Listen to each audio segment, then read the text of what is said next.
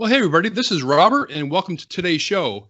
And joining me today is Vice Presidential Candidate for the Libertarian Party, Jeremy Spike Cohen. Hello, Spike, and welcome to the show, sir. Hey, Robert, thanks for having me on. I greatly appreciate your time. It's probably fair to say you're not a really known quantity. So can you go ahead and talk a little bit about yourself? Who is Spike Cohen, and what is your history with the Libertarian Party? Sure, absolutely. Hey, everyone. Thanks again for tuning in. My name is Spike Cohen. I am the Libertarian Party candidate for vice president, along with my presidential running mate, Dr. Jo Jorgensen, who has been on the Tampa Dispatch before. If you got to see that, you already know how fantastic she is. I am a serial entrepreneur. I started a web design company back in my teens, right before my 17th birthday in 1999. For the better part of 20 years, I had my company, which I grew into a very successful one, and I largely worked on helping startups start their company.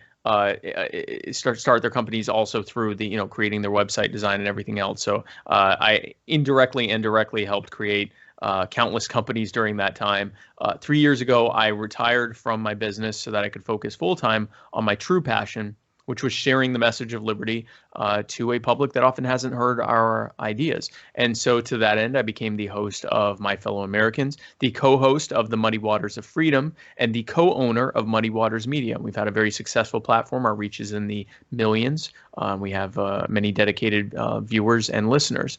And after talking for a few years with Americans across the country and realizing that they hadn't heard the ideas of liberty. And more importantly, when they did hear the ideas of liberty, they had light bulb moments. They had these aha moments. They had moments of feeling hope once again that, wow, there really is a solution to all these problems we're facing. And it's not the same recycled, warmed over garbage that we keep hearing from the Republicrats over and over again. There's an actual solution based on an actual philosophy that recognizes that I own myself and that I and the people that I interact with on a daily basis know far better how to be able to solve the problems in our life if we would just be given the power back and have the barriers and burdens that the Republicrats have put in place removed so that we can thrive and seek better lives. And on the strength of that, I decided to run for vice president, using an empathetic and engaging and dynamic way of messaging to the American people that they can be free. We do not have to live like this. We can take the power back from those craven, pandering politicians and the well-heeled, politically connected billionaire cronies who own them and put it back in your hands where it always belonged. And that is what Joe and I are running on every single day. Excellent. Since you said you want to talk about the answers that you have, I want to look at some of the things that you wrote recently to the LP of Colorado. Okay. You wrote, we, that's Joe and yourself, are running on a platform that is exclusively derived from the Libertarian Party platform. And you list several things, and I'd like to get some more details on, and they're all good things in my view, but I want to know exactly how you and Joe would accomplish them. And one of the things you say is our goal is to reduce the size of government as much as possible so that the national debt will stop growing and start shrinking. How would you and Dr. Jorgensen do that? Well, the short answer is Joe has pledged that she will refuse to sign and she will veto any bill that increases the national debt. She will also refuse to sign any bill that increases revenue, how much money is being stolen from you, largely against your will.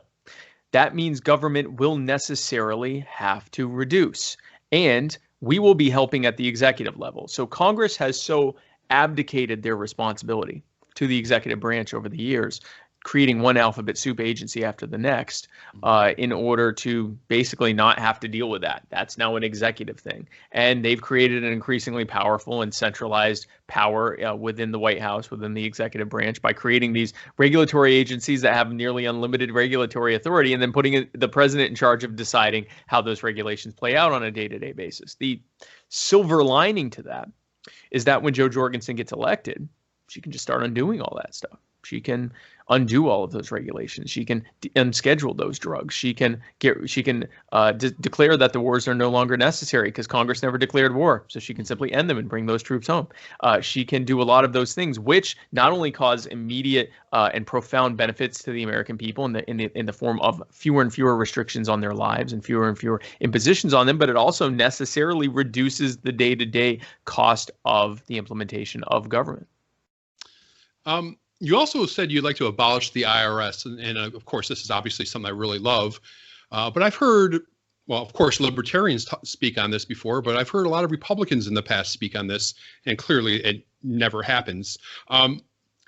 Spike, how and where would the federal government get the funding to perform the few functions they are constitutionally mandated to or allowed to do? Where would this money come from? That's an excellent question.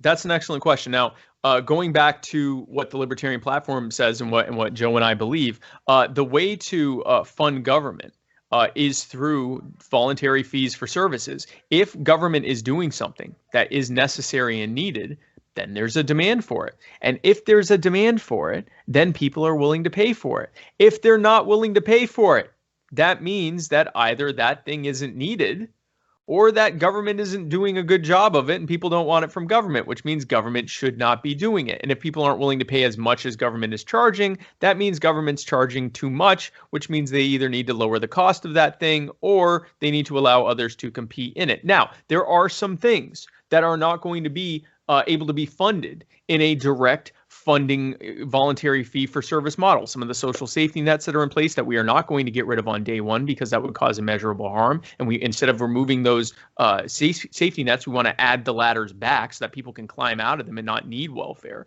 and not need these things.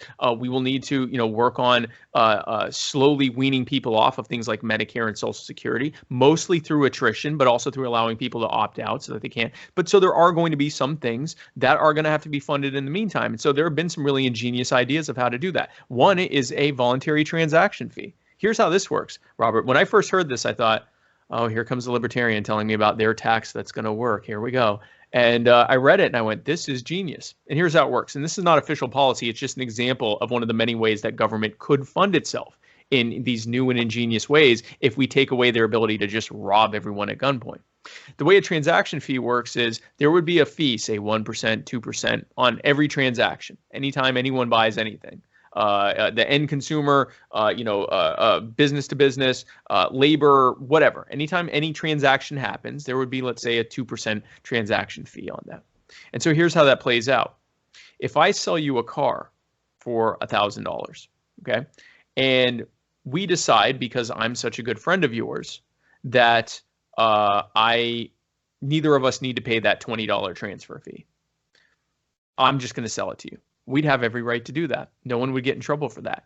But if something was wrong with the car, you couldn't sue me. You couldn't make me, if something was wrong with the car and you said, hey, listen, this car doesn't work, it isn't what you said, and I go, I made you buy it, you'd have no recourse, right? You'd have no recourse. And so you would, because you didn't pay for the government service there. Even though the revenue that would be collected by that transaction fee would be much more than the cost of actually being able to use arbitration services from government, use the civil system, just the fact that you didn't pay it, you don't get to use it. So, it's one of those buyer beware things. Now, what that does is it incentivizes people to choose to pay it. Now, if I sell you a loaf of bread and we don't want to pay that fee, you think, you know what? There's very little danger in this loaf of bread. I'm just going to go ahead and buy it. But in something a little bit bigger, you're going to be incentivized to pay that fee. And I, as a seller, in order to be able to market that I'm trustworthy, and I can prove that I'm trustworthy because I pay the transaction fee for you. That now creates a system where people are choosing to pay for government services, even though they know the revenue will be more than what the actual cost of those services are, because they want to demonstrate that they can be, held accountable if something is wrong within the government's system of arbitration and lawsuits and so forth. And that helps fund government services and things like that. So that's one of many ways that government can be voluntarily funded. Direct services for fees for services, transaction fee models. There's many ways to do it. But the short answer is that any model that is based on the government saying you have to pay this, or we will make your life ever worse and worse until you pay it, that's not a good model. That doesn't lead to good outcomes. That leads to the kind of outcomes you would expect from a protection racket. Are there any economists that have looked at this transaction fee to see how feasible it is? My understanding is that the one that was presented to me, it wasn't presented to like a congressional, the CBO or whatever it's called. It wasn't presented to an official authority, but people who have just looked at the actual like back of the book math of what would be generated from it, that it would be able to pay for, you could, I think it was with like a 3% or 4% fee, it would be enough to fund federal and state governments. But again, it would be on every single transaction. So there would be a lot of taxing happening before it ever got to the end consumer, but it would be small amounts. And it would be, and again, it would be at any point, anyone in that transaction chain could say, yeah, we don't want to pay it. And either side could choose to pay it themselves. They could choose to pay half and half, whatever they want to do, or they could choose not to pay at all. It would be entirely voluntary. They just wouldn't be able to use government services. And obviously, the less expensive government is, and the more parts of government are being funded by direct fees for services, the lower that transaction fee has to be, which means the more of a no-brainer it becomes to pay it. Interesting stuff.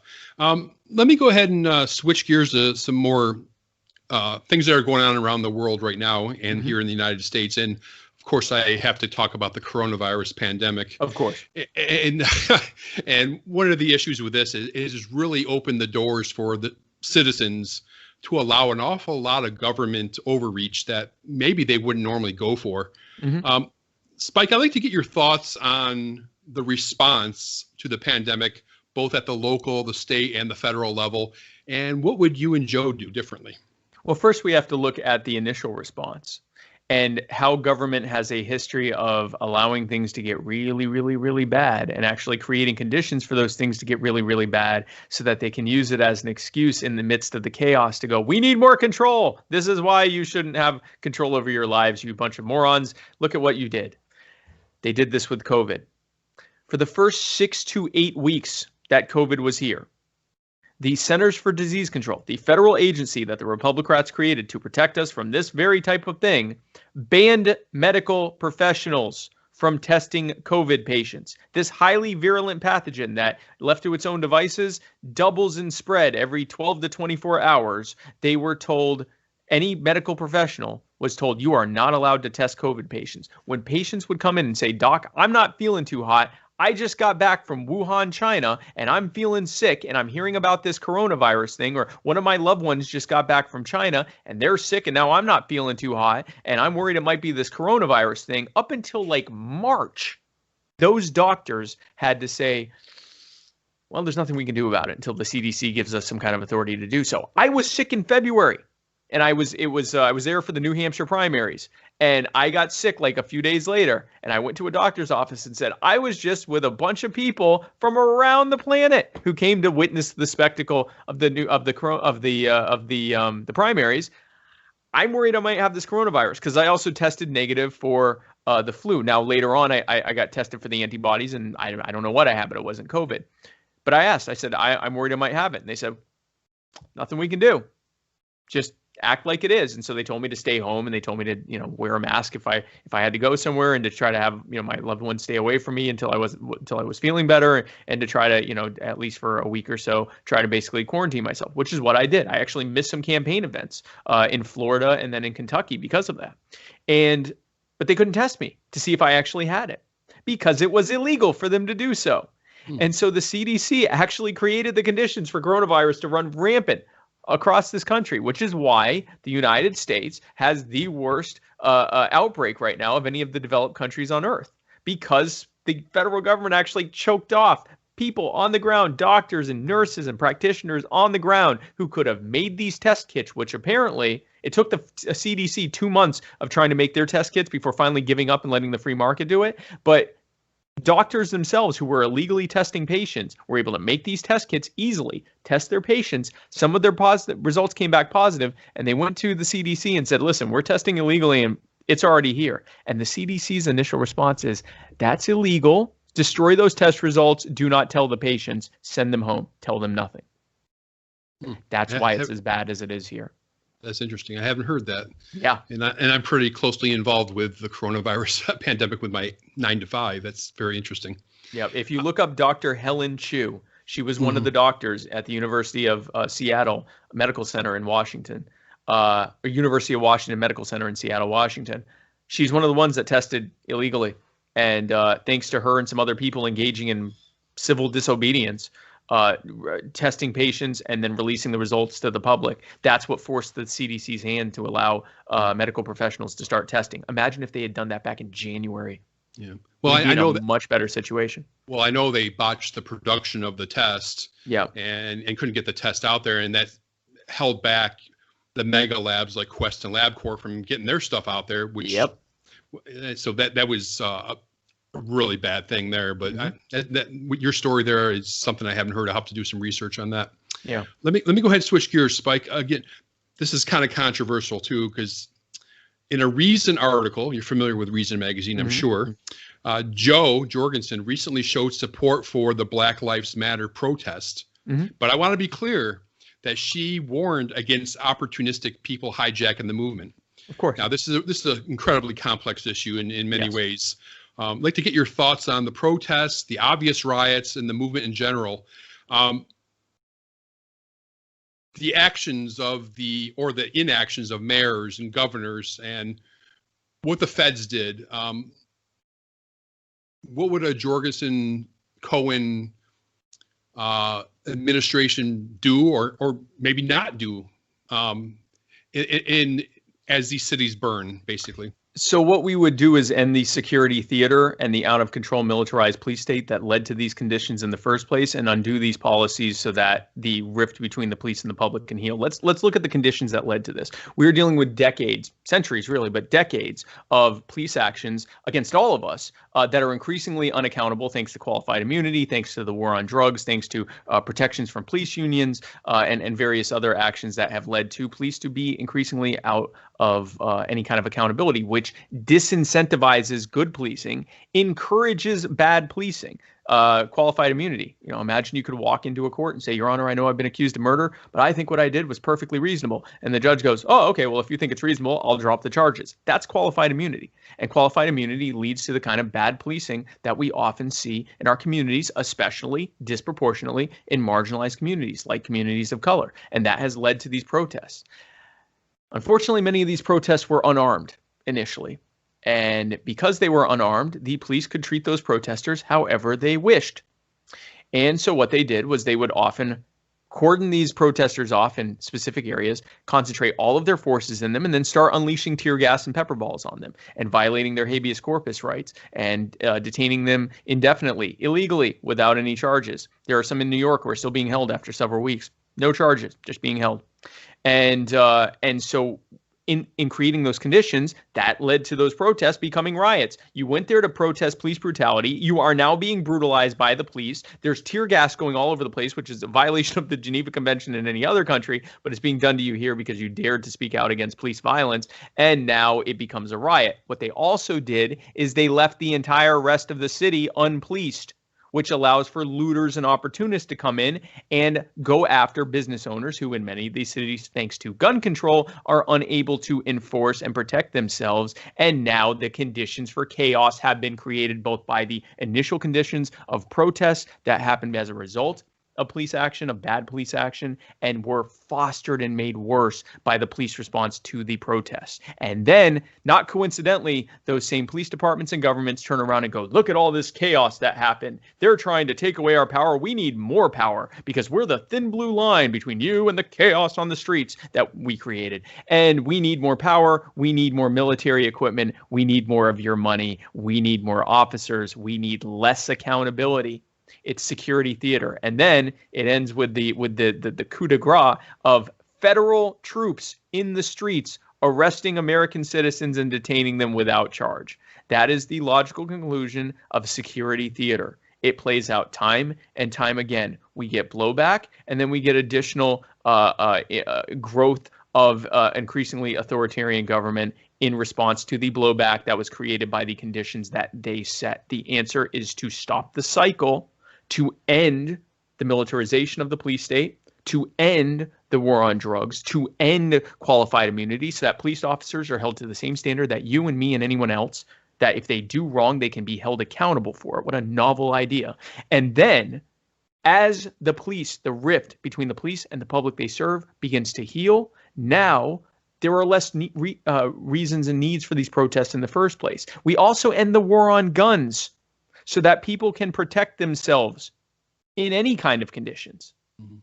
So there are many facets of what we do, but the short answer is we decentralize. We get the federal government out of policing. They should have never been involved in that in the first place. It is not an enumerated power in the Constitution. They are not contributing to public order or decency or anything else. They are making the conditions worse because a centralized federal authority should have no say in what your community's police look like. And that is where the problem started. And so we end that and we put the power of the policing back in the hands of those communities. They can look like whatever those communities want.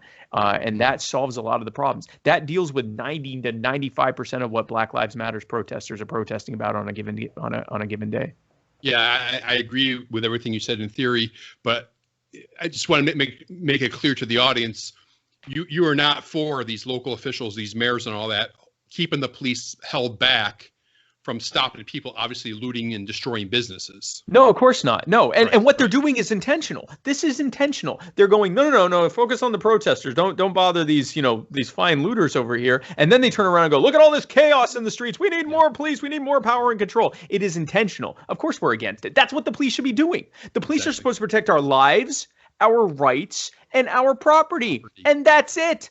They're not supposed to be telling us what we can be putting on our bodies. They're not supposed to be kneeling on our necks while our hands are behind our backs and waiting for us to die while people beg them to stop. They're not supposed to be giving us a hard time over, whether our license plate is mildly obstructed or we got a crack in our tail light and they give us a multi-$100 fine that is a terrible inconvenience to most of us, and for many of us ruins them financially for weeks and months. That is not the role of the police. The police are a group of armed people whose presumed role is to protect our lives and our rights and our property. And we see across the country where they are doing the opposite at the direct behest of the craven pandering politicians who have control over them, at the behest of the crony corporations and billionaires who sponsor them. They want these conditions. They don't have to live in these conditions. They live in the safest communities with their own private security. They want these conditions for us so that we sign off on more of our rights being taken away and more of our money being taken away and more of our power being taken away to stop the chaos. It is all theater. It needs to end. Okay, I know we're getting a little short on time, so I had several other questions, but let me ask this one. Sure. The last one. How is the Jorgensen-Cohen ticket different from the Gary Johnson-Bill Weld ticket of 2016? So I don't want to throw Gary and Bill under the bus. I will say that for a couple of election cycles, the Libertarian Party chose a strategy of bringing in what they saw as more well-known characters, people that were previous Republican politicians, governors and congressmen with Bob Barr and so forth. And they would bring them in. And they were libertarian on quite a few issues, and they were not libertarian on some other issues, and they made no bones about it. We are not principled, or we are not, philosophical libertarians. We agree with a lot of the libertarian platform, and we would like to, lend ourselves to help, lend some cachet or credibility. You can decide whether that strategy was successful or not. I leave it up to you. I'm not going to say negative things. I will say that Bill Weld was a bridge too far for me, and I'll leave it at that. But Gary, I had no problem with Gary. Here's what I will say about me and Joe.